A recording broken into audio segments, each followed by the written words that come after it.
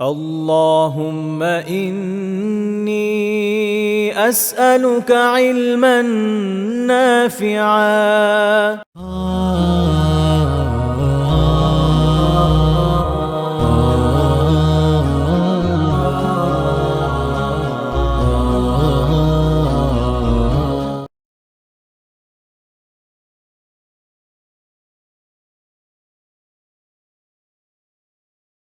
السلام عليكم ورحمة الله وبركاته. بسم الله الرحمن الرحيم. الحمد لله رب العالمين، والصلاة والسلام على سيد المرسلين وعلى آله وأصحابه أجمعين. اللهم علمنا ما ينفعنا وارزقنا الإخلاص في القول والعمل. আমরা আল্লাহ সুবহানাহু ওয়া তাআলার দরবারে শুকরিয়া আদায় করছি। আল্লাহ সুবহানাহু ওয়া তাআলা আমাদেরকে আরো এক সপ্তাহ পরে দারসুল হাদিসের আরো একটি হালাকা কন্টিনিউ করার তৌফিক দান করতেছেন। আলহামদুলিল্লাহ। আমরা 30-এর অধিক, হয়তো 34-35তম পর্ব এরকম হয়তো হবে আর কি। এরকম একটা পর্বে আমরা কথা বলতেছি। তার মানে হচ্ছে এর আগে যদি 34 বা 35 হয়, এর আগে এতটা সংখ্যার দার্স আমরা শেষ করতে পেরেছি, এজন্য আমরা আল্লাহ তাআলার দরবারে শুকরিয়া আদায় করছি। এবং আজকের হালাকাতেও যে আল্লাহ তাআলা আমাদেরকে অংশগ্রহণ করার তৌফিক দান করেছেন, আমরা শুকরিয়া আদায় করি এবং আল্লাহ তাআলার কাছে আমরা দোয়া করি আল্লাহ সুবহানাহু ওয়া তাআলা যাতে আমাদেরকে ভবিষ্যতেও আমাদের হালাকাগুলোকে কন্টিনিউ করার তৌফিক দান করেন। আমিন। আমাদের পক্ষ থেকে অসংখ্য গরিত দুরূদ সালাম আমাদের প্রিয় নবী, যার কথাগুলো শোনার জন্য আজকে আমরা এই হালাকাগুলোতে অংশগ্রহণ করতেছি।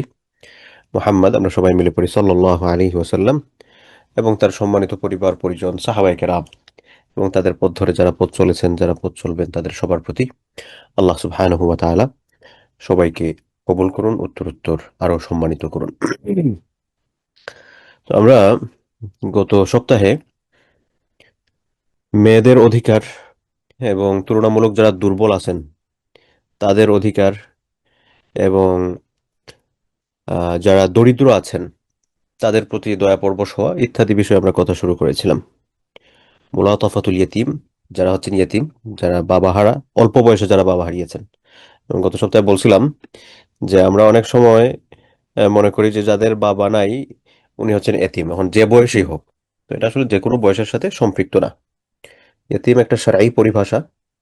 এই পরিভাষাটা বয়সের সাথে সম্পৃক্ত। বয়স যখন কম থাকবে, অর্থাৎ উনি যখন ইসলামের দৃষ্টিতে অপ্রাপ্তবয়স্ক থাকবেন। ইসলামের দৃষ্টিতে অপ্রাপ্তবয়স্কতা এবং দুনিয়ার দৃষ্টিতে অপ্রাপ্তবয়স্কতার মধ্যে কিন্তু এটা পার্থক্য আছে। দুনিয়ার দৃষ্টিতে অপ্রাপ্তবয়স্কতা মানে হচ্ছে অনেক দেশেই সেটা আন্ডার 18 বছরের নিচে। আর ইসলামের দৃষ্টিতে প্রাপ্তবয়স্কতা শুরু হয় হচ্ছে একটা সিমটমসের উপর নির্ভর করে, অর্থাৎ তার মধ্যে যখন পিউবার্টি আসে তখন থেকে তার উপর নামাজ ফরজ হয়ে যায়। যখন তার উপর নামাজ ফরজ হয়ে যায় তখন তাকে প্রাপ্তবয়স্কের কাতারে ধরা হয়ে থাকে। তো যারা ইয়েতিম তাদের প্রতি অত্যন্ত দয়াপরবশ আচরণ করা, মেয়েদের প্রতি দয়াপরবশ আচরণ করা। মেয়েদেরকে স্পেসিফিকলি কেন মেনশন করা হলো? ছেলে মেয়ে এখানে আল্লাহ তাআলার বান্দা হিসাবে তো প্রত্যেকেরই আল্লাহ সুবহানাহু ওয়া তাআলার কাছে বান্দা হিসেবে অধিকার সমান।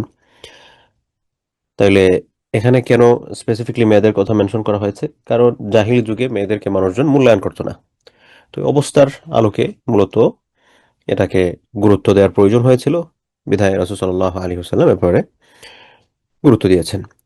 এরপর হচ্ছে যাদের ক্ষমতা নাই, তুলনামূলক দুর্বল, টাকা পয়সা নাই, আম, তারপরে হচ্ছে বড় গোষ্ঠী না, পলিটিক্যাল কোনো পাওয়ারও নাই বর্তমানে, ধরেন দুর্বল প্রকৃতির মানুষ, না আছে টাকা পয়সা, না আছে হচ্ছে বড় ফ্যামিলি ব্যাকগ্রাউন্ড, না আছে পলিটিক্যাল পাওয়ার, কিছুই নাই, এরকম দুর্বল প্রকৃতির মানুষের প্রতি দয়াপরবশ হওয়া।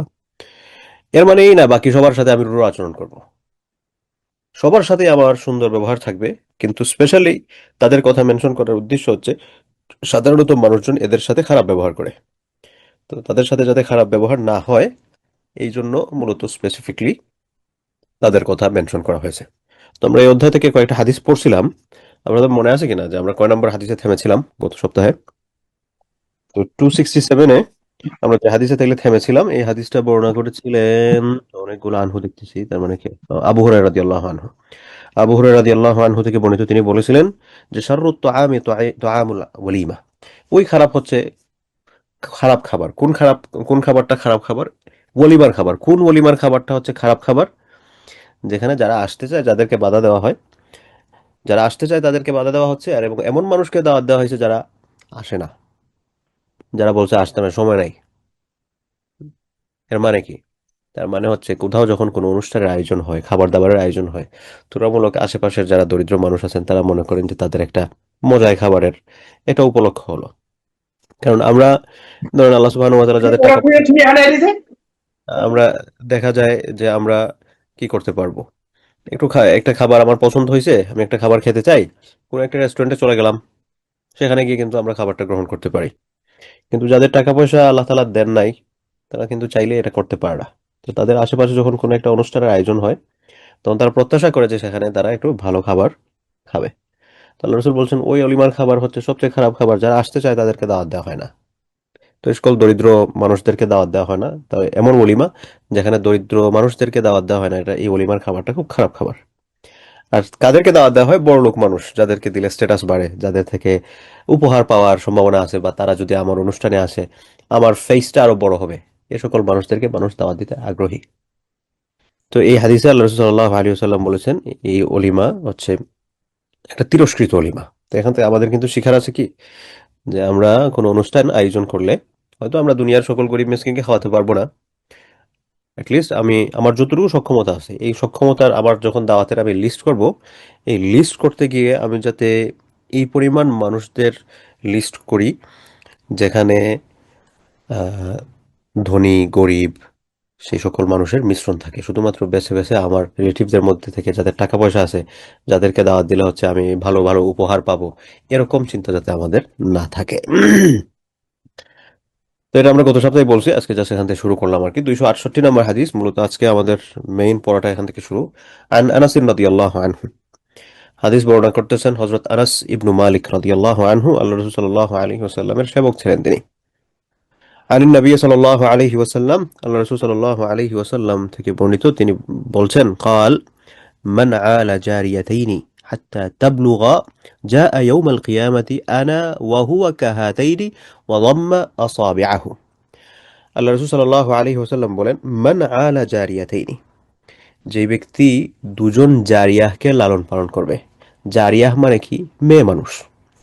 যার দুজন মেয়ে সন্তান হয়েছে এবং সে যদি ওই দুজন মেয়ে সন্তানকে সে লালন পালন করে অত্যন্ত উত্তম অবস্থায়, তাদের অধিকারগুলো আদায় করে, তাদেরকে ভালোবেসে আদর করে, তাদেরকে লালন পালন করে, হাত্তা তাবলুগা, তারা যতক্ষণ না প্রাপ্তবয়স্ক হয়েছে, তো তারা প্রাপ্তবয়স্ক হওয়ার আগ পর্যন্ত তাদেরকে লালন পালন করে যথাযথভাবে, এবং প্রাপ্তবয়স্ক হওয়ার পর ছেড়ে দেওয়া উদ্দেশ্য না, এটা এখানে মেনশন করা হয় না, কিন্তু অন্যান্য হাদিসের যে সকল ব্যাপার তো আছে সেগুলো থেকে আমরা দেখতে পাই যে মেয়ে যখন প্রাপ্তবয়স্ক হয়ে যাবে তখন প্যারেন্টের দায়িত্ব হচ্ছে সুপাত্রস্থ করা।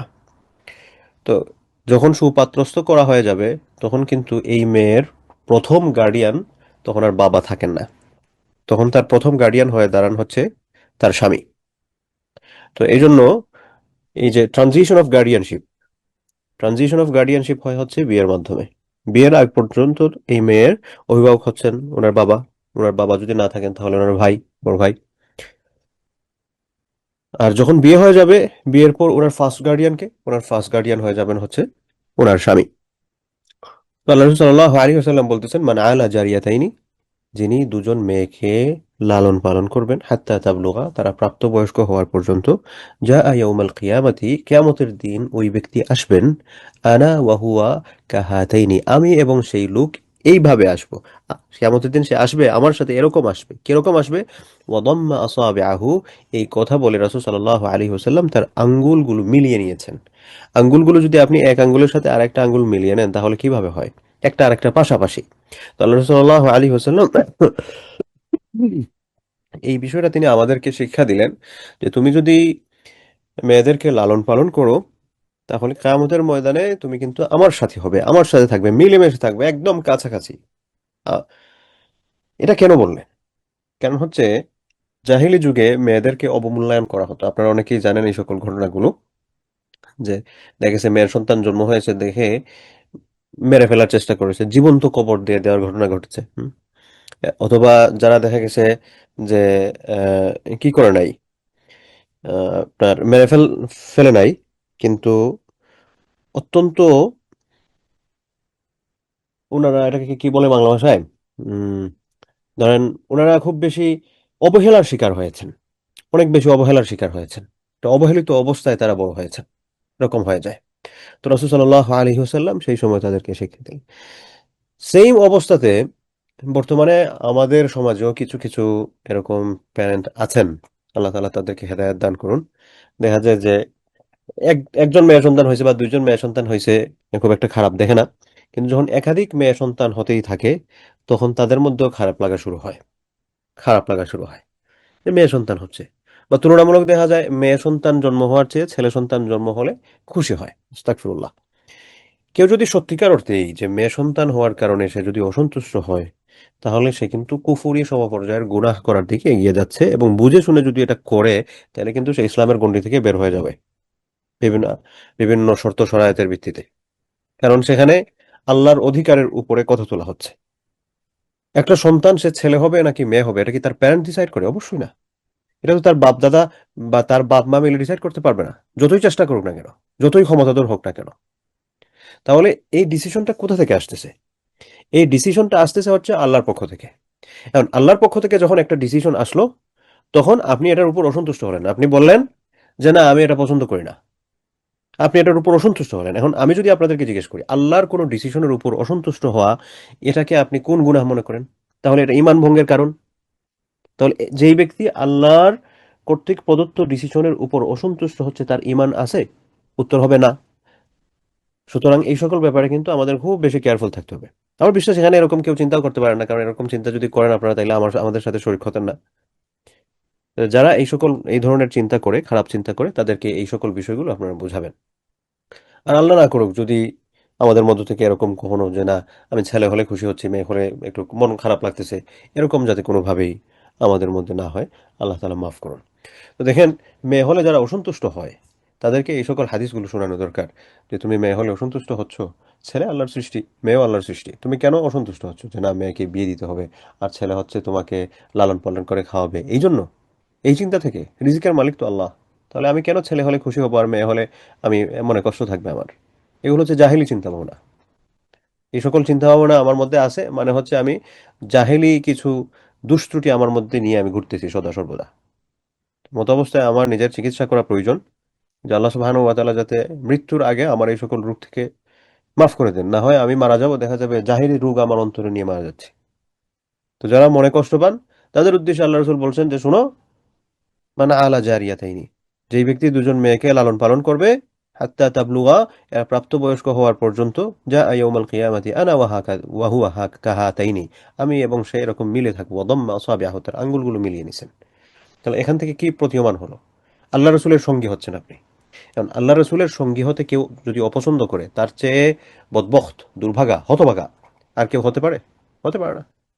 এজন্য আল্লাহ সুবহানাহু ওয়া তাআলার কাছে আমরা দোয়া করব, আল্লাহ সুবহানাহু ওয়া তাআলা যেন আমাদেরকে সবাইকে রাসূলের সঙ্গী করেন, রাসূলের সাথে মিলে থাকার, রাসূলের সাথে মিশে থাকার যেন তৌফিক দান করেন। রাওয়াহু মুসলিম, এই হাদিসটা সহিহ মুসলিমের মধ্যে বর্ণিত হয়েছে। এর পরের হাদিস, আন আয়েশা রাদিয়াল্লাহু আনহা, হাদিস বর্ণনা করতেছেন আয়েশা রাদিয়াল্লাহু আনহা। قالت, তিনি বলছেন, দাখালাত আলাইয়া ইমরাআতুন ওয়া মাআহা বিনতানি, আমার কাছে একজন ভদ্রমহিলা আসলেন। আমার বাসায় একজন ভদ্র মহিলা আসলেন, ওয়া মাআহা বিনতানি, তার সাথে হচ্ছেন দুজন মেয়ে ছিলেন। লাহা তাসআলু ফালাম তাজিদ ইনদি শাইআন গায়রা তামারাতিন ওয়াহিদা। ওই ভদ্র মহিলা আয়েশা রাদিয়াল্লাহু আনহার কাছে একটু সাহায্য চাইলেন, যে কিছু আছে কিনা, আমাকে একটু হেল্প করা যায় কিনা। আমরা যেটাকে হচ্ছে আম, একটু, এই শব্দটা আর কোনো ভালো শব্দ কি হতে, মানে সুয়াল করা আর কি, আমরা যেটাকে ভিক্ষা বলে থাকি। তো এরকম করে আয়েশা রাদিয়াল্লাহু আনহার কাছে বললেন ওনাকে একটু সহযোগিতা করার জন্য। ফালাম তাজিদ ইনদি শাইআন গায়রা তামারাতিন ওয়াহিদা, আয়েশা রাদিয়াল্লাহু আনহা বলেন যে তিনি তার কাছে একটা খেজুর ছাড়া আর কিছু পেলেন না। সুবহানাল্লাহ, চিন্তা করেন, যিনি সোয়াল করতেছেন তাকে সহযোগিতা করার জন্য আয়েশা রাদিয়াল্লাহু আনহার কাছে একটা খেজুর ছাড়া, হ্যাঁ, বা একটা খুরমা ছাড়া আর কোনো কিছু ছিল না। কে তিনি? আল্লাহর সর্বোত্তম সৃষ্টির স্ত্রী। সুবহানাল্লাহ। আল্লাহর সর্বোত্তম সৃষ্টিকে মুহাম্মদ সাল্লাল্লাহু আলাইহি ওয়াসাল্লাম, এই মুহাম্মদ সাল্লাল্লাহু আলাইহি ওয়াসাল্লামের স্ত্রী আয়েশা রাদিয়াল্লাহু আনহা, তার কাছে বলা হয়েছে যে আমাকে একটু সহযোগিতা করেন। উনি বলতেছেন আমার ঘরে তাকে সহযোগিতা করার মতো একটা খেজুর ছাড়া আর কিছু ছিল না। সুবহানাল্লাহ। আর আমরা যদি আমাদের বিলাসী জীবনের দিকে তাকাই, আল্লাহ আল্লাহ মাফ করুন, আসলে আমি প্রায় সময় এগুলো বলে থাকি যে আমাদের ইসলামিক পার্সোনালিটিস যারা আছেন, আমরা আসলে না রাসূলের জিন্দেগিটা ধারণ করতে পারছি, আর না দুনিয়াবি জিন্দেগিটা ধারণ করতে পারছি, মাঝখানে বসে একদম খলত মলত হয়ে যাচ্ছে। অথচ আমাদের কিভাবে থাকার কথা ছিল, আমরা এই সকল ঘটনা খুব মিষ্টি করে বলতে পারি, ওয়াজ মাহফিলে গিয়ে আমরাও কাঁদি, শ্রোতারাও কাঁদে, সবকিছু হয়। কিন্তু যাওয়ার সময় দেখা যায় হেলিকপ্টারে যাওয়া হচ্ছে, যাওয়ার সময় দেখা যায় যে বিলাসী গাড়িতে যাওয়া হচ্ছে। আমি এটা বলছি না এটা দোষের, কিন্তু আমি যেই মেসেজটা সমাজে প্রচার করার চেষ্টা করছি, আর আমি যে গেট আপ নিয়ে বসে আছি, এটা একটা আরেকটার সাথে কিন্তু মিলে না। টাকা পয়সা হওয়া দোষের কিছু নয়, টাকা পয়সার পেছনে দৌড়ানোও দোষের কিছু নয়, কিন্তু আমাদের একটা সীমা থাকা দরকার, আমাদের জানা দরকার যে আমার আসলে যথেষ্ট হচ্ছে কিনা। যথেষ্ট হয়ে গেলে একটু থামা উচিত। আর না হয় টাকার পেছনে আজীবন দৌড়েই যাব, একদম মালাকুল মউত আসার আগ পর্যন্ত। কিন্তু এই আসার আগ পর্যন্ত যে দৌড়াচ্ছি, এই যে অর্জন, এই অর্জনটা তো তাহলে আমি ভোগ করতে পারলাম না। মালাকুল মউত তো আমাকে এসে নিয়ে গেছেন, আমি আমার পরবর্তী প্রজন্মের জন্য রেখে যাচ্ছি। এই পরবর্তী প্রজন্মের এক প্রজন্মের পর দেখা যাবে এমন একটা প্রজন্ম আসছে যারা আমাকে চিনেই না। যেমন মনে করেন, আমি যদি আমার দাদার কথা বলি, আপনাদেরকে হয়তো আরো বলেছি, আমি আমার দাদাকে দেখি নাই, কিন্তু আমাদের মেইন বাড়ি যেটা আছে এখন, এই বাড়িটা হচ্ছে দাদার বাড়ি। তো এই বাড়ির গড়ার জন্য নিশ্চয়ই তিনি কষ্ট করেছেন, অনেক কষ্ট করেছেন। তো সেই তার কষ্টের বাড়িতে আমরা থাকতেছি, কিন্তু এই দাদাকে আমি দেখিই নাই। এই দাদার জন্য সত্যিকার অর্থে খুব বেশি ফিলিংস যে কাজ করে সেরকম না। আমার আব্বাও মারা গেছেন, কিন্তু আব্বাকে তো দেখেছি, আব্বার জন্য আমার ফিলিংস যেরকম কাজ করে দাদার জন্য ওরকম কাজ করে না, কারণ দাদা কেমন দেখি নাই। হ্যাঁ, দাদার বিভিন্ন ঘটনা শুনেছি, সেখান থেকে কিছু ইনফ্লুয়েন্স নিজের মধ্যে তৈরি করার চেষ্টা করেছি। কিন্তু বাবার জন্য যেরকম কাজ করে সে ওইরকম কিন্তু কাজ করে না। বাবার কথা যেরকম প্রত্যেকটা দোয়াতে যেভাবে মনে হয়, দাদার কথা কিন্তু মনে হয় না। অথচ দাদা তার সম্পদ কি পরিমাণ কষ্ট করে তিনি আমাদের জন্য রেখে গেছেন। তো যে কথাটা বলতে চাই, যে আমরা আমাদের সম্পদ উপার্জনের ক্ষেত্রে আমরা যেটা প্রয়োজন আছে সেটা করব। দরিদ্রতা, আমি সবসময় দরিদ্র অবস্থায় থাকবো বিষয় এরকম নয়। বরং রাসূল সাল্লাল্লাহু আলাইহি ওয়াসাল্লাম আমাদেরকে শিক্ষা দিয়েছেন যে আল্লাহ সুবহানাহু ওয়া তাআলার কাছে দরিদ্রতা থেকে পানা, কারণ দরিদ্রতা মানুষকে কুফরের দিকে টেনে নিয়ে যায়। কিন্তু আমি অর্জন করে নিজের কাছে জমা করা, এটা কিন্তু এগেইনস্ট অফ ইসলাম। আমি অর্জন করব, আমি আল্লাহর সন্তুষ্টির জন্য সেটা আল্লাহর রাস্তায় খরচও করব, যেটা রাসূল সাল্লাল্লাহু আলাইহি ওয়াসাল্লাম করতেন, সাহাবায়ে কেরামগণ করতেন। যেমন আয়েশা রাদিয়াল্লাহু আনহা, তিনি সব সম্ভ্রান্ত ফ্যামিলির সন্তান, সবচেয়ে সম্ভ্রান্ত মানুষের স্ত্রী, দ্বিতীয় সম্ভ্রান্ত মানুষ যদি আমরা বলি, দ্বিতীয় সম্ভ্রান্ত মানুষের মেয়ে। সবচেয়ে সম্ভ্রান্ত কে? আল্লাহ রসুল। আর সাহাবীদের মধ্যে সবচেয়ে সম্ভ্রান্ত আল্লাহ রসুলের পরে কার? আবু বকর রাদিয়াল্লাহু আনহু। আবু বকর রাদিয়াল্লাহু আনহুর মেয়ে। এমত অবস্থায় উনি তাইলে কি খুব গরিব ছিলেন? বিষয়টা কিন্তু এরকম না, তার অর্জন ছিল। আবু বকর রাদিয়াল্লাহু আনহু বাবা হিসেবে তো অবশ্যই উনাকে দিতেন, আল্লাহ রসুল সাল্লাল্লাহু আলাইহি ওয়াসাল্লাম তার যতটুকু ছিল তিনি অবশ্যই দিতেন। কিন্তু তাহলে তার ঘরে শুধুমাত্র একটা খেজুর কেন ছিল? তার মানে হচ্ছে তারা, তাদের কাছে যারাই আসতেন, খরচ করতেন, খরচ করতেন। এটা হচ্ছে আমাদের শিক্ষা। আমরা অর্জন করব, আমরা আল্লাহর সন্তুষ্টির জন্য সেগুলো আল্লাহর রাস্তায় খরচ করব। তাহলে এটা করে, এটার মাধ্যমে আমি কিন্তু ত্যাগ করতেছি না। আমি যে এটার মাধ্যমে আমি আমার সম্পদ কমে যাচ্ছে বিষয়টা এরকম নয়, বরং আমি আমার পরকালের জন্য এটা ডিপোজিট করতেছি। পরকালের জন্য আমি এটা সেভ করে রাখতেছি, যেটা আমার জন্য একটা অন্যতম সফলতার দ্বারপ্রান্ত উন্মোচন করে দিবে ইনশাআল্লাহ। আর না হয় আমরা যদি শুধু এগুলোর পিছনে দৌড়াইতে থাকি, তাহলে আল্লাহ রসুলের ওই যে হাদিস, আল্লাহ রসুল বলেছেন যে লাউ আন্না ওয়াদিয়াম মিন দাহাবিন, যদি একটা স্বর্ণের পাহাড় হয় বনি আদমের জন্য, ইউহিব্বু আন ইয়াকুনা লাহু ওয়াদিয়ান, সে চাইবে একটা স্বর্ণের পাহাড় পাইছি, আরেকটা কেমনে পাওয়া যায়। আচ্ছা, একজন মানুষ যদি তার একটা স্বর্ণের পাহাড় পায়, তার জীবনে কি আর কোনো কিছুর প্রয়োজন আছে? কত খরচ করবে সে? একটা স্বর্ণের পাহাড়, আপনি চিন্তা করছেন, একটা স্বর্ণের পাহাড় পাওয়ার পরে তার তো আর কিছুর প্রয়োজনই নাই। কিন্তু তার ক্যারেক্টারটা কি থাকে? তার ক্যারেক্টারটা থাকে, আচ্ছা একটা হয়েছে আবার আরেকটা কিভাবে বানানো যায়। এটা হচ্ছে মানে মানুষের ক্যারেক্টারটা ওইরকম। এরপরে বলছেন যে বুনিয়াদমের পেট মাটি ছাড়া আর কিছু ভরবে না, তাদের মুখ মাটি ছাড়া আর কিছু ভরবে না। আফসোস করে বলা আর কি। যাই হোক, তো আমরা হাদিস থেকে বের হয়ে অন্যদিকে চলে গেছিলাম, আবার একটু হাদিসে ফিরে আসি। সো আয়েশা রাদিয়াল্লাহু আনহা বললেন, আমার কাছে একজন ভদ্র মহিলা আসছিলেন। তো ভদ্র মহিলা এসে তিনি আমার কাছে সোয়াল করলেন, একটু ভিক্ষা চাইলেন। তার সাথে দুজন মেয়ে ছিল। তো আমার কাছে তাকে দেওয়ার মতো একটা খেজুর ছাড়া আর কিছু ছিল না। একটা খেজুর, তামারা যখন এটা স্ত্রীলিঙ্গ হয়ে আসে সাধারণত খুরমা বোঝায় আর কি। ফাআতাইতুহা ইয়াহা, এই একটা খেজুরি আমি তাকে দিয়ে দিছি। আপনি চিন্তা করছেন, আপনার কাছে ধরেন এটা কথার কথা 1,000 টাকা আছে, একজন মানুষ এসে সওয়াল করছে যে, ভাই আপনি আমাকে একটু সহযোগিতা করেন, আমি বললাম, ভাই আমার কাছে এই টাকা পয়সা নেই, তোমার কেমনে সহযোগিতা করবো, এই টেন্ডেন্সি থাকে। কিন্তু আয়েশা রাদিয়াল্লাহু আনহার এই জীবনীটার দিকে তাকান, একটা খেজুর আছে, উনি একটাই দিয়ে দিয়েছেন কিন্তু। সুবহানাল্লাহ। আসলে যে আল্লাহর উপর তাওয়াক্কুল যেভাবে করতে পারে আল্লাহ তাআলা কিন্তু তাকে সেভাবেই দেন। এজন্য একটা হাদিস আছে যে রাসূল সাল্লাল্লাহু আলাইহি ওয়াসাল্লাম বলেছেন যে, বান্দা আমার প্রতি আমাকে যেরকম ধারণা করে আমি তার জন্য সেরকম থাকি। তার জন অনুযায়ী, তার ধারণা অনুযায়ী যেরকম থাকে ওরকম। আচ্ছা, তো আয়েশা রাদিয়াল্লাহু আনহা ওই মহিলাকে একটা খেজুর দিলেন। ফাকাসামাতহা বাইনা ইবনাতাইহা ওয়া লাম তাকুল মিনহা। ওই একটা খেজুর নিয়ে ওই ভদ্র মহিলাটাকে দুই ভাগ করে তার সাথে যে দুজন মেয়ে এসেছিলেন আগত দুই মেয়েকে দিয়ে দিলেন, তিনি কিছুই খেলেন না। সুম্মা কামাত ফাখারাজাত, এরপরে তিনি উঠে তার সন্তানদেরকে নিয়ে চলে গেলেন। ফাদাখালান নবী সাল্লাল্লাহু আলাইহি ওয়াসাল্লাম আলাইনা, এরপর রাসূল সাল্লাল্লাহু আলাইহি ওয়াসাল্লাম আমাদের কাছে আসলেন, আল্লাহ রাসূল এসে প্রবেশ করলেন। ফাআখবারতুহু, প্রবেশ করার পর আমি আল্লাহ রাসূলকে বললাম, ইয়া রাসূলুল্লাহ এরকম এরকম ঘটনা ঘটছে, আমি তাকে সংবাদ দিলাম, আমি তাকে জানালাম এরকম এরকম ঘটনা। ফাকাল, এই কথা শুনে রাসূল সাল্লাল্লাহু আলাইহি ওয়াসাল্লাম বললেন, মান ইবতুলিয়া মিন হাযিহিল বানাত বিশাইইন ফাআহসানা ইলাইহিন্না কুন্না লাহু সিতরাম মিনান নার। রাসূল সাল্লাল্লাহু আলাইহি ওয়াসাল্লাম বললেন এই কথা শুনে যে, এই যে এই মহিলা তার বাচ্চাদেরকে তার খেজুরটা দিয়ে দিয়েছে, এই খেজুরটা কুন্না লাহু সিতরাম মিনান নার, এই যে সে কষ্টটা করতেছে, এই যে সে স্ট্রাগলটা করতেছে, এটা তার জন্য এবং জাহান্নামের মধ্যে পর্দা হয়ে দাঁড়াবে, জাহান্নাম থেকে তাকে লুকিয়ে রাখবে। ওই মহিলা জান্নাতে যাবে, জাহান্নামে যাবে না। জাহান্নামে যাওয়ার পথে এই ঘটনাগুলো বা তার এই যে প্রোটেকশন যেগুলো সে তৈরি করেছে, এই প্রোটেকশনগুলো ওই মহিলার সামনে ব্যারিয়ার হয়ে দাঁড়াবে, বাউন্ডারি বলেন বা বাধা হয়ে দাঁড়াবে, তাকে জাহান্নামে যেতে দিবে না, জাহান্নাম থেকে মুক্ত করে দিবে। সুবহানাল্লাহ। তাহলে এখান থেকে আমরা কি শিখতে পারছি? এখান থেকে আমাদের মেইন শিক্ষাটা হচ্ছে, এই মহিলা একজন দরিদ্র মহিলা, একজন ভিক্ষুক মহিলা, কিন্তু তিনি তার মেয়েকে কষ্ট করে লালন পালন করছেন, দুজন মেয়েকে। রাসূল সাল্লাল্লাহু আলাইহি ওয়াসাল্লাম বললেন যে, এই যে মেয়েকে সে কষ্ট করে লালন পালন করতেছে, তার এই কাজের বিনিময়ে আল্লাহ সুবহানাহু ওয়া তাআলা তার জন্য জান্নাত দিবেন, তাকে জান্নাত দিয়ে দিবেন। সুবহানাল্লাহ, সুবহানাল্লাহ।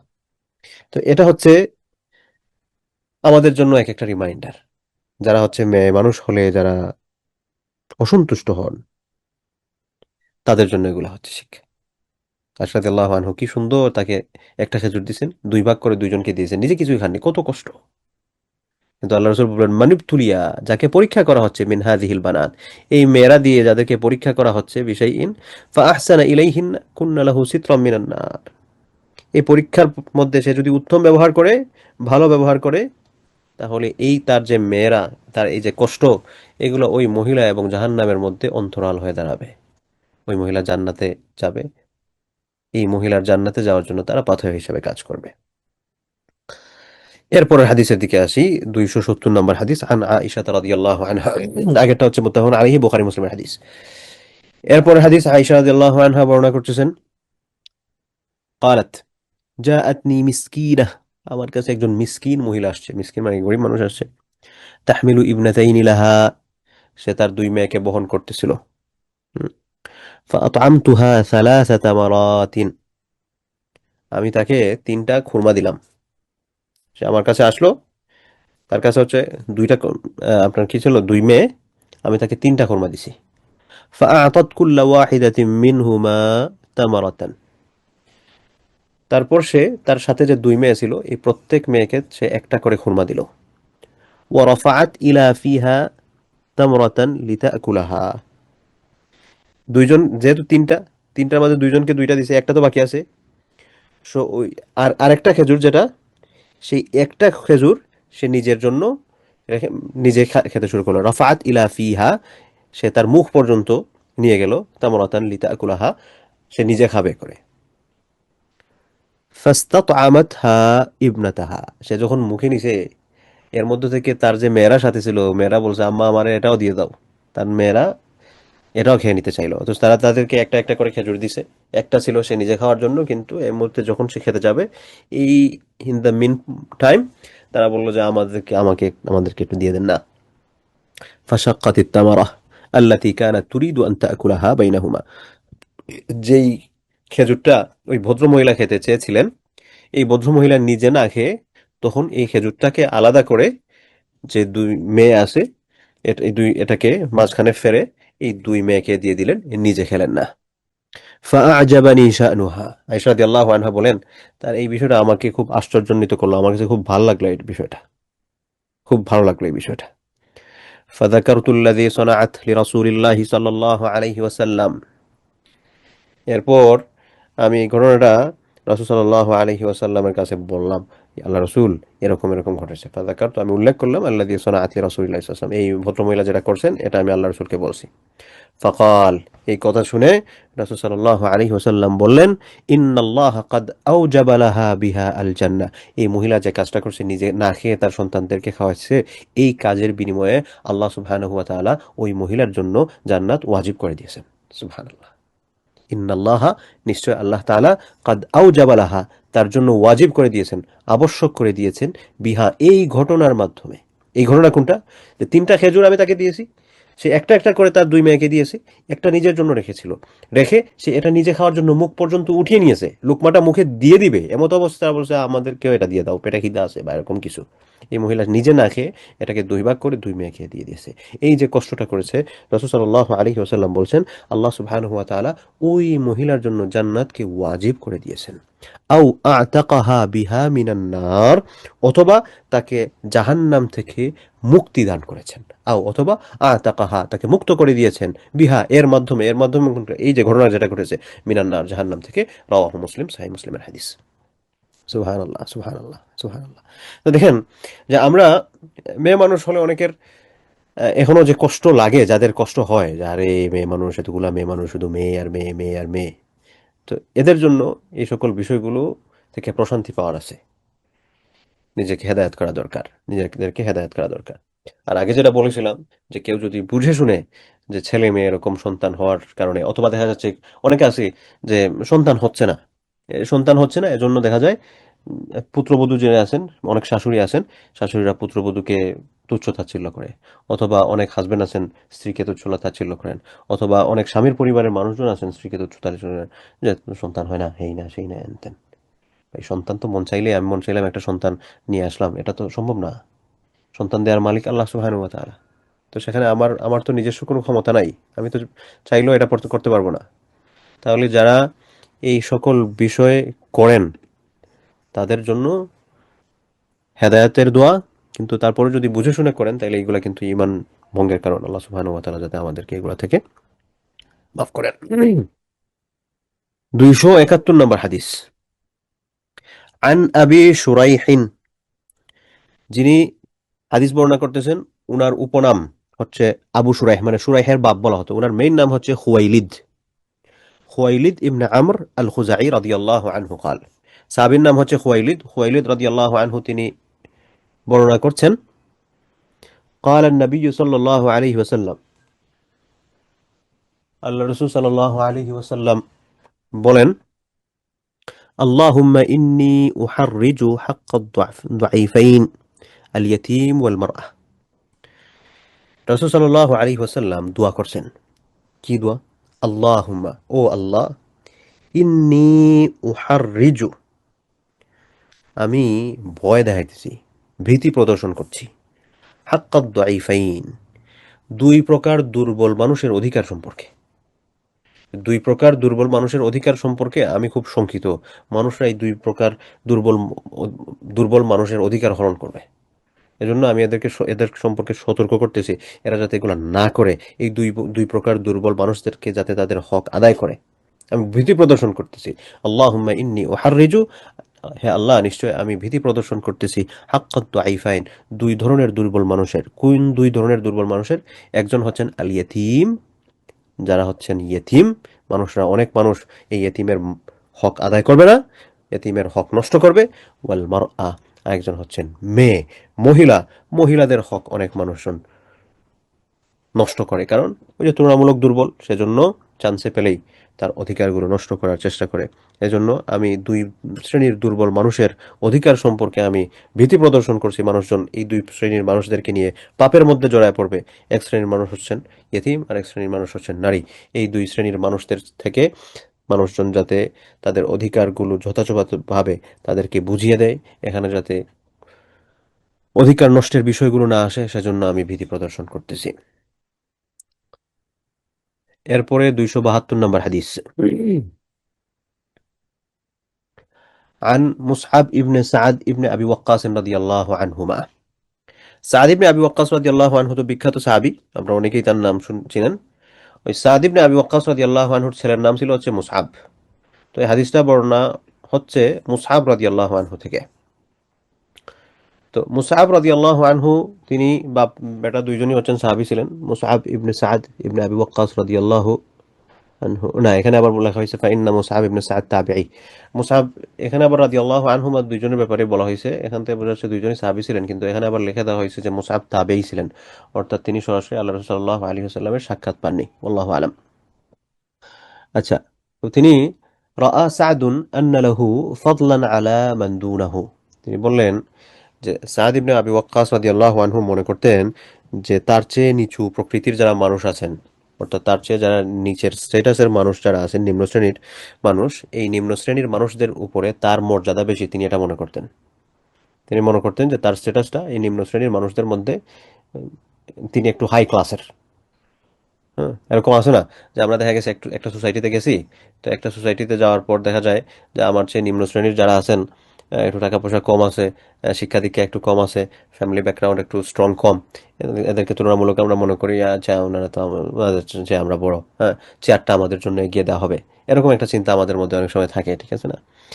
তো রাসূল সাল্লাল্লাহু আলাইহি ওয়াসাল্লামের এই সাহাবী সাদ ইবনে আবি ওয়াক্কাস রাদিয়াল্লাহু আনহু, তিনি মনে করতেন যে তার চেয়ে নিম্ন শ্রেণীর যারা আছেন তাদের তুলনায় তিনি হচ্ছেন একটু সম্মানিত।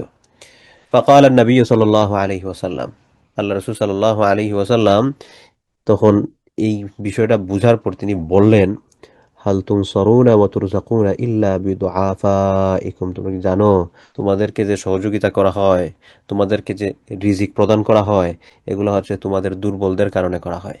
তোমাদের মধ্যে যদি দুর্বলরা না থাকতো তাহলে কিন্তু এরকম রিজিক পাইতা না। তোমাদের মধ্যে যদি এরকম দুর্বলরা না থাকতো তাহলে তোমাদেরকে কিন্তু এরকম সহযোগিতা করা হতো না। এর মানে হচ্ছে যে আল্লাহ সুবহানাহু ওয়া তাআলা তোমাদেরকে যে সহযোগিতা করতেছেন, তোমাদের প্রতি যে দয়া পরবশ হচ্ছেন, এই দয়া পরবশ হওয়ার অন্যতম কারণ হচ্ছে তোমাদের মধ্যে যে সকল দুর্বলেরা আছে। কারণ দুর্বলেরা তো তাদের কোনো সাহারা নাই আল্লাহ তাআলা ছাড়া। আল্লাহকে যখন ডাকে একদম তার অন্তর থেকে, হ্যাঁ, এরকম ডাকে। আল্লাহ রাসূল সাল্লাল্লাহু আলাইহি ওয়াসাল্লাম তো বলেছেন যে মাজলুম এবং আল্লাহর মাঝখানে কোনো পর্দা নাই। তখন তারা যখন আল্লাহ সুবহানাহু ওয়া তাআলাকে ডাকে, দুর্বলরা সাধারণত তো জুলুমের শিকার হয়, তখন আল্লাহ সুবহানাহু ওয়া তাআলা তাদের দোয়াগুলো পূরণ করতে গিয়ে সাথে সাথে তোমাদের এগুলো কিন্তু পূরণ করে দেন। তো এই জন্য এখান থেকে সাদ ইবনে আবি ওয়াক্কাস রাদিয়াল্লাহু আনহুকে একটা শিক্ষা দিলেন যে তুমি যেটা মনে করতেছো যে নিম্ন শ্রেণীর মানুষদের চেয়ে তুমি শ্রেষ্ঠ, এটা মনে করার কোনো কারণ নাই। এবং এখান থেকে আমাদের জন্য শিক্ষা হচ্ছে যে আমি হয়তো পড়াশোনা করেছি একটা ভালো ইউনিভার্সিটি থেকে, আমার ডিগ্রি আছে, ভালো ডিগ্রি আছে, আমার একটা ভালো ব্যবসা আছে, অথবা আমি হাই ক্লাস একটা জব করি, আমার এখানে আরো যারা আছেন, আমার সার্কেলে যারা আছেন, তারা হয়তো এরকম ভাবে বেশি টাকা পয়সার মালিক না, ওইরকম প্রতিষ্ঠিত ব্যবসায়ী না, অথবা ওইরকম হাই ক্লাসের জব ওনাদের নাই, অথবা ওইরকম হাই ক্লাসের কোনো ইউনিভার্সিটি থেকে পাশ করেন নাই, অথবা কোনো হাই ক্লাসের ডিগ্রি নাই। এজন্য আমি মনে করতেছি না ওনার চেয়ে তো আমি সাকসেসফুল, এটা মনে করার কোনো দরকার নাই। কারণ রাসূল সাল্লাল্লাহু আলাইহি ওয়াসাল্লাম বলেছেন তোমাদেরকে যে রিজিক প্রদান করা হচ্ছে, তোমাদেরকে সহযোগিতা করা হচ্ছে, এগুলা কিন্তু তোমাদের দুর্বলদের কারণে করা হচ্ছে, তোমাদের দুর্বলদের মাধ্যমে। দুর্বলরা যদি না থাকতো তাইলে কিন্তু তোমরা এরকম এখন যেরকম ভাবে একদম আনকন্ডিশনাল সবকিছু পাইতেছো, একটা কিন্তু মনে হয় একটা খেলাত মেলাত কোনো কিছু হয়ে যেত। এটাই মূলত হচ্ছে ভাবার্থ এখান থেকে বোঝানো যাচ্ছে আর কি। তো এখান থেকে আমাদের জীবনের শিক্ষাটা আশা করি আমরা ধরতে পারছি, আমাদের জন্য এখান থেকে কি শিখার আছে। আমরা যে অবস্থায় থাকি না কেন, আমাদের সার্কেলে অন্য কেউ আছে হয়তো আমার মতো অবস্থাশালী নয়, কিন্তু তাকে আমি ছোট করার বা ছোট ভাবার কোনো কারণ নাই। আমরা এরকম যাতে ছোট না ভাবি। অনেক সময় বলে থাকে মেয়ে কোন, আচ্ছা আপনি কোন জায়গাতে পাশ করছেন? ভাই আমি পাশ করছি হচ্ছে কিংস কলেজ লন্ডন থেকে। ওরে বিশ্বের নাম করা 15-20টা ইউনিভার্সিটির একটা। আপনি কোথায় পাশ করছেন? ক্যামব্রিজ থেকে পাশ করছি। হ্যাঁ ঠিক আছে, সেম ক্লাস। আরেকজন কোথায় পাশ করছেন? ভাই আমি বাংলাদেশের ন্যাশনাল ইউনিভার্সিটিতে পাশ করছি। আরেকজন মনে করেন একটা মুচকি হাসি দিলেন, ন্যাশনাল থেকে পাশ করছেন। হ্যাঁ, এগুলো কিন্তু অনেক সময় হয় দেখা যায়। পাবলিক ইউনিভার্সিটিতে যারা পাশ করে তারা হচ্ছে যারা ন্যাশনাল থেকে পাশ করে অথবা লো ক্লাসের প্রাইভেট যেগুলো আছে আর কি। এখন তো মোটামুটি প্রাইভেটের মধ্যে একটা ক্লাস তৈরি হয়ে গেছে, high class private, low class private, like ABC, বিভিন্ন গ্রেডের। তো এরকম দেখা যায় কম তুলনামূলক দুর্বল ইউনিভার্সিটিতে যারা পড়াশোনা করে তাদেরকে একটু কিভাবে দেখা আর কি। তো এটা যাতে আমরা না করি। প্রত্যেক মানুষ সব ক্ষেত্রে সমান হবে না, তার মেধা হয়তো সমান নয়, তার যোগ্যতা হয়তো সমান নয়। প্রত্যেকেই প্রত্যেকের তার যোগ্যতা অনুযায়ী সে এক একটা স্থান নেয়ার চেষ্টা করবে। কিন্তু আমি মানুষ হিসেবে মানুষকে আমি মানুষের জায়গায় মূল্যায়ন করব। সেখানে সে কোথা থেকে পড়ছে, তার কতটুকু টাকা পয়সা আছে, সেটা দিয়ে যাতে আমি মানুষের মর্যাদা বিবেচনা করতে না যাই। এটাই হচ্ছে এই হাদিসের মেইন শিক্ষাটা আর কি। দুর্বল, সবল, এই পার্থক্যের মাধ্যমে আমি মানুষের পরিচয়টা যাতে নিরূপণ না করি, বরং প্রত্যেকে মানুষ হিসেবে আমি মূল্যায়ন করব। কে দুর্বল কে সবল এই বিষয়টা নয়।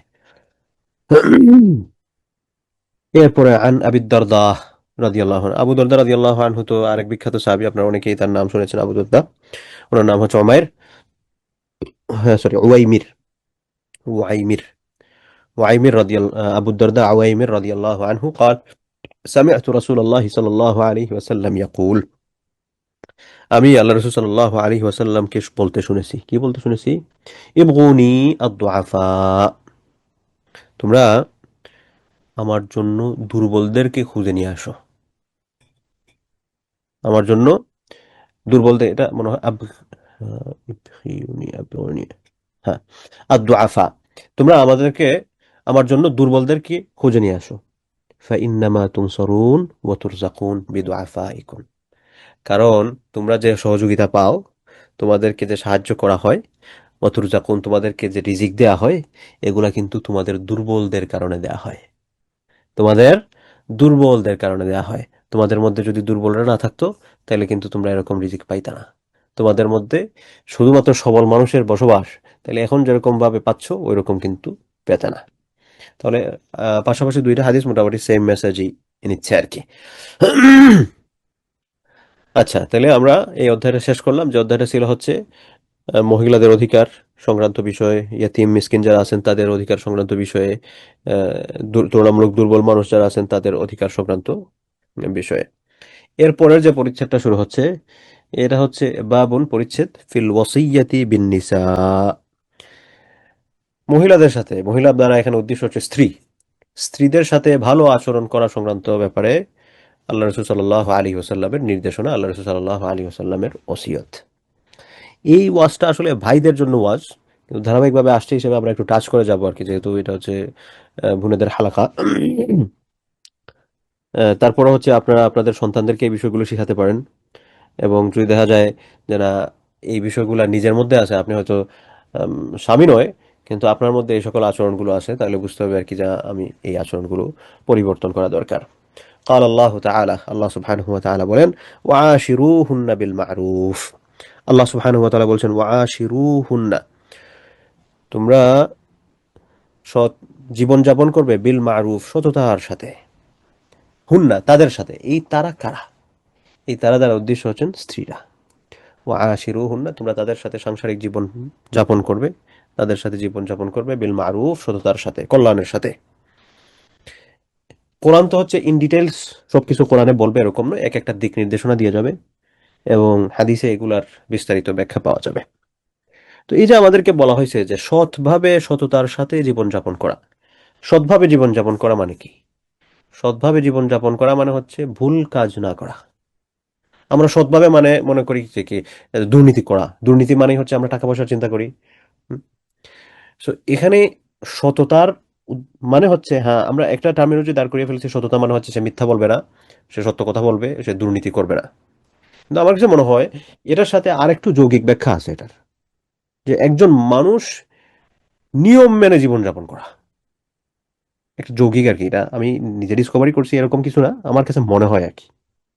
তো আল্লাহ তাআলা যে বলছেন সৎভাবে জীবনযাপন করা, এই সৎভাবে, এখন আমি যদি জাস্ট আক্ষরিক করতে ধরি যে না, একজন মানুষ ঠিক আছে, সৎ সৎ হিসাবে জীবনযাপন করতেছে, তাহলে দেখা গেল স্বামী স্ত্রীর মধ্যে হয়তো তার সম্পর্ক ভালো না, কিন্তু দুইজনই সৎ আছে, স্বামী সৎ স্ত্রী সৎ, দুইজনই সৎ, কিন্তু একটা রূঢ় সম্পর্ক আছে মনে করেন, তার মানে কি রূঢ় সম্পর্ক রাখা যাবে না? তাহলে আশিরুহুন্না, সাংসারিক জীবন যাপন করবে সততার সাথে, মানে কি? নিয়ম মেনে, একজন আরেকজনের সাথে খারাপ ব্যবহার করবে না, একজন আরেকজনকে ঠকাবে না, একজন আরেকজনের অধিকার নষ্ট করবে না। এটা শুধুমাত্র স্বামীদের জন্য বিষয়টা এরকম না, স্বামী স্ত্রী সবার জন্যই। স্বামী তার স্ত্রীর অধিকারগুলো আদায় করবে, স্ত্রী তার স্বামীর অধিকারগুলো আদায় করবে। হ্যাঁ, স্বামীদেরকে এখানে উদ্দেশ্য করার কারণ হচ্ছে যে আগেকার যুগে তো হচ্ছে মহিলাদের এখন যেরকম ভাবে আমরা যেভাবে আমরা তাদের পাওয়ার দেখতে পাই, পাওয়ার মানে এটাকে নেগেটিভলি নিয়েন না, মানে যেরকম ভাবে একটা পক্ষ হিসাবে দাঁড়ানোর একটা ক্ষমতা হয়েছে, সেটা আগে তুলনামূলক কম ছিল। কারণ মানুষ এরকম সমাজও ছিল যে মহিলাদেরকে মানুষ হিসেবেই গণনা করতো না। সেজন্য যে সমাজে দেখা গেছে যে একজনকে মানুষ হিসেবেই মূল্যায়ন করা হচ্ছে না, সেখানে অধিকারের প্রশ্ন তো পড়ে। কিন্তু এখন আলহামদুলিল্লাহ কোরআন হাদিসের শিক্ষায় শিক্ষিত হয়ে মানুষজন সেই সকল বিষয়গুলো বুঝতে পারতেছেন। আবার পাশাপাশি কিছু মানুষ শয়তানের প্রতারণায় পড়ে, শয়তানের প্ররোচনায় পড়ে ভুলভাল অনেক কিছু নিজেদের মস্তিষ্কের মধ্যে ঢুকিয়ে ফেলেছেন এবং সেগুলো লালন পালন করতেছেন। তো এখানে নির্দেশনাটা হচ্ছে সবার প্রতি, ওয়া আশিরু হুন্না বিল মারুফ। আর স্বামী তার স্ত্রীর অধিকারগুলো আদায় করবে, স্ত্রী তার স্বামীর অধিকারগুলো আদায় করবেন, প্রত্যেকেই সততার সাথে সৎভাবে জীবনযাপন করবেন। দেখা গেল যে স্বামী তার স্ত্রীর হক দিচ্ছে না, এটা যেরকম ভাবে অপরাধ, ঠিক এরকম ভাবে স্ত্রী তার স্বামীর যে সকল অধিকার আছে সেগুলো দিচ্ছেন না, এগুলো কিন্তু অপরাধ। এখন বলবেন স্বামীর অধিকার কি, স্ত্রীর অধিকার কি, সামনে আসলে এগুলো আমরা পাবো ইনশাআল্লাহ।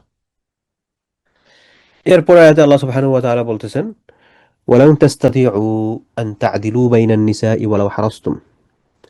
তোমরা যতই চেষ্টা করো না কেন, তোমরা নারীদের মধ্যে পুরোপুরি ইনসাফ প্রতিষ্ঠা করে ফেলা এটা তোমরা পারবে না, সক্ষম হবে না।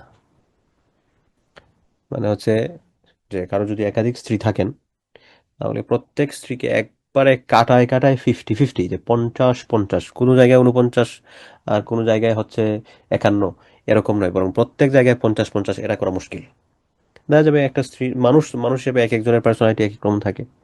এখন দেখা গেছে মনে করেন একজন চা বানান মজা করে, জাস্ট একটা উদাহরণ, তো উনি তার চায়ের প্রশংসা করছেন, আরেকজন চা বানাতে পারেন না ওইরকম ভালোভাবে, অথবা হয়তো পারেনই না, তাইলে দুইজন কি সমান হবেন? না, সমান হবেন না।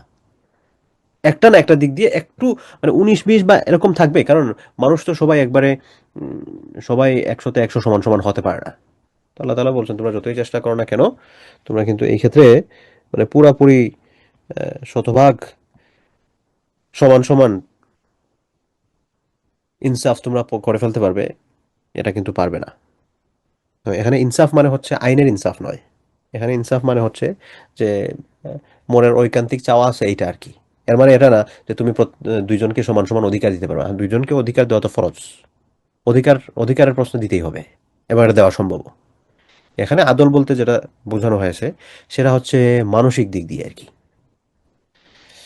তবে ফালা তামিলু কুল্লাল মাইলি, তবে হ্যাঁ, ঠিক আছে, বুঝতে পারছি এক একজন পার্সোনালিটি হিসাবে এক একজনের অবস্থান এক এক জায়গায় থাকবে, কিন্তু ফালা তামিলু কুল্লাল মাইলি, তোমরা একদিকে ঝুঁকে পড়ো না, তোমরা একদিকে ঝুঁকে পড়ো না। ফাতাদারুহা কাল মুআল্লাকা, তোমরা একদিকে ঝুঁকে পড়ে আরেকজনকে ঝুলন্ত করে রেখে দিছো, এরকম যাতে না হয়। বরং প্রত্যেকের অধিকার দিতে হবে। ওয়া ইন তুসলিহু ওয়া তাত্তাকু, আর যদি ওয়া ইন তুসলিহু, তোমরা যদি নিজেদের সংশোধন করো, ওয়া তাত্তাকু, আল্লাহকে ভয় করো, তোমরা যদি সংযত হও, সংযমী হও, ফা ইন্নাল্লাহা কানা গফুরার রাহিমা, তাহলে জেনে রাখো নিশ্চয়ই আল্লাহ সুবহানাহু ওয়া তাআলা হচ্ছেন ক্ষমাশীল, দয়ালু। তো এখানে দুইটা আয়াত নেয়া নিয়ে আসা হয়েছে আর কি, স্ত্রীদের সাথে কিরকম সম্পর্ক হবে এই সকল বিষয়ে কথা বলতে গিয়ে। তো সেখানে প্রথমটাতে আল্লাহ সুবহানাহু ওয়া তাআলা বলেছেন তাদের অধিকার, তাদের সাথে সৎভাবে সংসার করার জন্য, এবং পরের আয়াতে বলেছেন যে কারো জীবনে যদি একাধিক নারীর অবস্থান থাকে, তাহলে সেই ক্ষেত্রে হয়তো 100-100 দুইজনকেই সব সময় সমান রাখা সম্ভব হবে না। মানসিক দিক দিয়ে, অধিকার দিক দিয়ে তো সবাইকে দিতেই হবে, কিন্তু এই ক্ষেত্রে যে কোনো একজনের দিকে যাতে ঝুলে না পড়া হয়, যে কোনো একজনের প্রতি যাতে ঝুলে না পড়া হয়, বরং প্রত্যেকের সাথেই সুন্দরভাবে সাংসারিক জীবন মেনটেন করা হয়, সেটাই হচ্ছে আয়াতের শিক্ষা আর কি। অর্থাৎ কারো যাতে অধিকার নষ্ট করা না হয়, এবং নিজেকে সংশোধনের কথা বলা হয়েছে, সংযমী হওয়ার কথা বলা হয়েছে, আল্লাহকে ভয় করার কথা বলা হয়েছে। এরপর আমরা হাদিসের দিকে যাই। আন আবি হুরায়রা রাদিয়াল্লাহু আনহু, হযরত আবু হুরায়রা রাদিয়াল্লাহু আনহু থেকে বর্ণিত হাদিস, রাসূল সাল্লাল্লাহু আলাইহি ওয়াসাল্লাম বলতেছেন, قال রাসূলুল্লাহ সাল্লাল্লাহু আলাইহি ওয়াসাল্লাম, ইস্তাওসাউ বিন নিসা, ইস্তাওসু বিন নিসা, আল্লাহ সাল্লাল্লাহু আলাইহি ওয়াসাল্লাম বলতেছেন যে তোমরা নারীদের জন্য মানে হচ্ছে এখানে তোমাদের স্ত্রীদের জন্য আর কি, তোমরা তোমাদের স্ত্রীদের জন্য কল্যাণকামী হও, তোমরা তোমাদের স্ত্রীদের জন্য কল্যাণকামী হও, খায়রা, কল্যাণকামী হও, মঙ্গলকামী হও, তোমরা চাও, ইস্তাউসু বিন নিসা খায়রা, তোমরা তোমাদের নারীদের জন্য কল্যাণকামী হও, মঙ্গলকামী হও। ফাইন্নাল মারআতা খুলিকাত, কারণ মহিলার সৃষ্টি হয়েছে মিন দিলইন, দিল থেকে, বলবেন দিল মানে কি? দিল মানে হচ্ছে পাজরের যে হাড়টা আছে সেই হাড় থেকে। ফাইন্নাল মারআতা, নিশ্চয় মহিলা, খুলিকাত সৃষ্টি হয়েছেন, মিন দিলইন, কোথা থেকে সৃষ্টি হয়েছেন? যে তার হাড় থেকে, ঠিক আছে, মিন দিলইন। ওয়া ইন্না আ'ওয়াজা মা ফি, কই গেল, ওকে, ওয়া ইন্না আ'ওয়াজা মা ফি দিলাই আ'লাহু, এবং এই পাজরের মধ্যে, পাজরের যে হাড় আছে, এই পাজরের হাড়ের মধ্যে সবচেয়ে মানে বাঁকা হাড় কোনটা জানো? আ'লাহু, এর উপরেরটা, সবচেয়ে পাজরের সবচেয়ে বাঁকা যেটা, হাড়ের পাজরের সবচেয়ে বেশি বাঁকা, এটা হচ্ছে তার উপরের অংশ। মানে একটা ইঙ্গিত দিলেন আর কি, ওই জায়গা থেকে মূলত তাকে তৈরি করা হয়েছে। আচ্ছা,